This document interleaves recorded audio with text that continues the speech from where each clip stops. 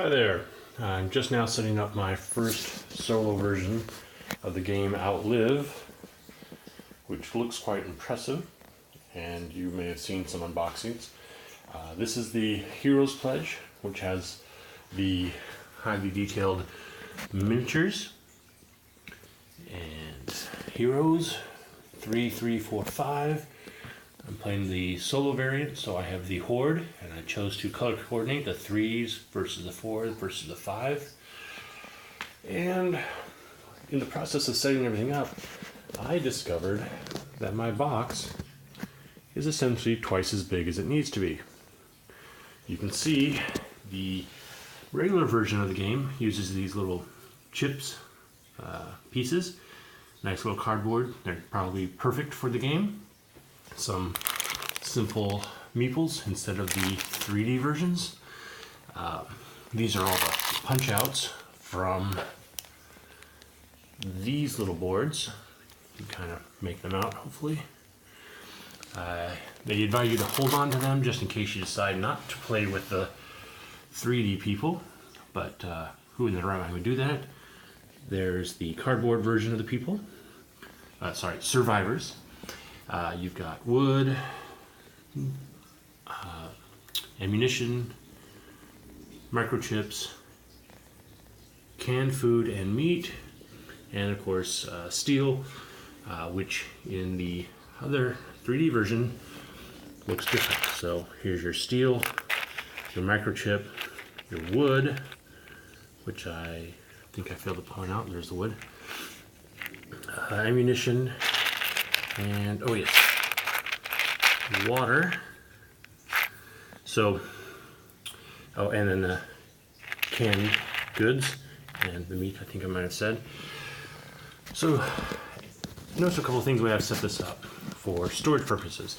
Simply based on the way I have to set this game up, I realized it makes sense to keep all of these together in their tray.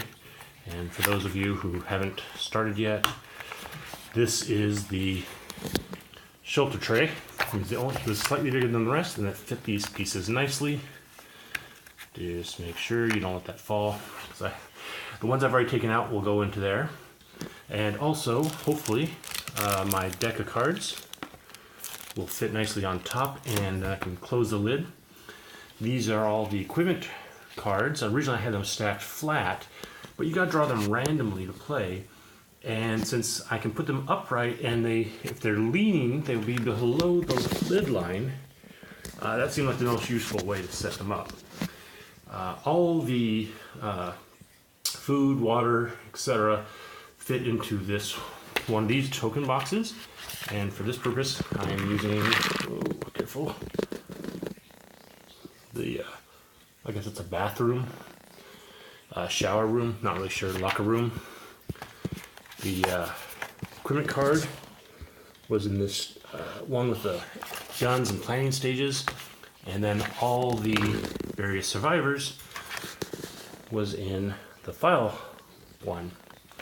Now, of course, there's no rhyme or reason that anyone should be in any box other than what's easiest for you to remember. These boxes over here, which were great, were themed for what was inside. So you had one for the ore, food, the wood, and for those of you who may or may not have seen it, the wood was the only one that came in the box that it was marked as. So all the other pieces of all these pieces were in different boxes that did not match their contents. So that was kind of interesting.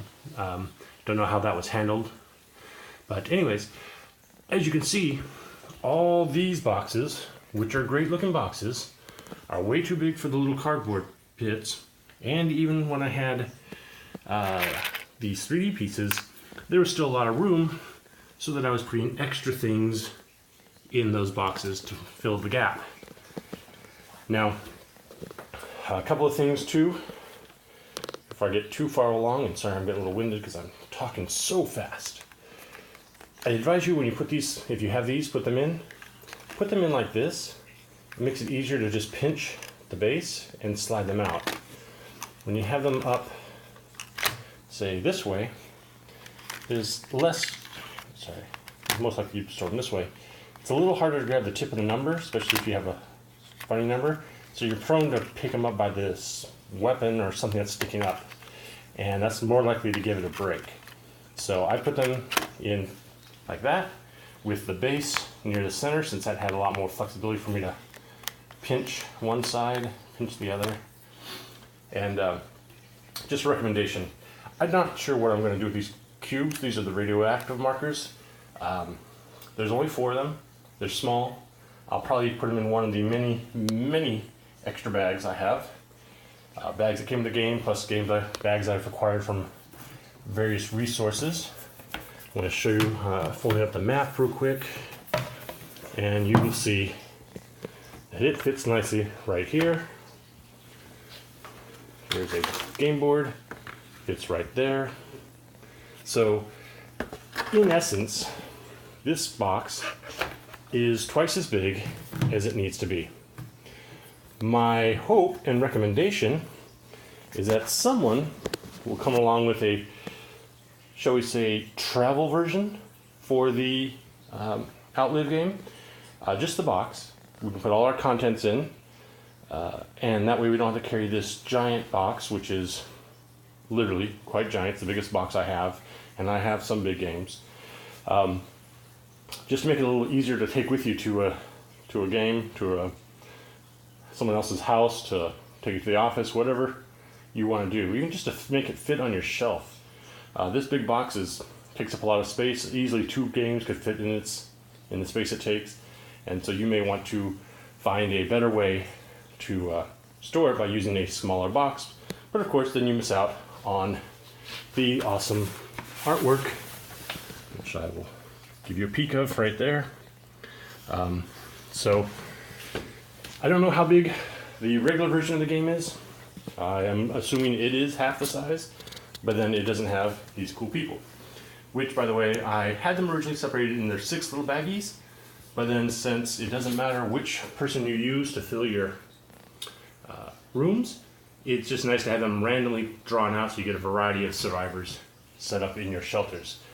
And same thing with the food. It didn't seem like it was worth it to keep it separated by type. This way, when I close these boxes up, and I close these ones up, when I play the game next, I only have to open up these ones to get everything I need. And I think that'll work better. So I've rambled on enough. Give me your thoughts. Maybe you have a better idea or suggestions that maybe I hadn't thought of yet. And most likely you're probably going to complain that I'm being sacrilegious by mixing the pieces into one big box. My intent when I play the game is to use the base box and the lid to kind of distribute the pieces between 2 halves of the table. That way you won't have to dig so far down deep to get what you want. But until I actually have other players to play with, then we'll just see how it goes. So I'm going to test the solo version, and hopefully my regular gaming partners will be available soon to play a proper 4-person game. So if you have this, tell me what you think of the game, tell me what you think of the components, and how well they fit into their crates, and any other thoughts you have. So until next time, I will play on.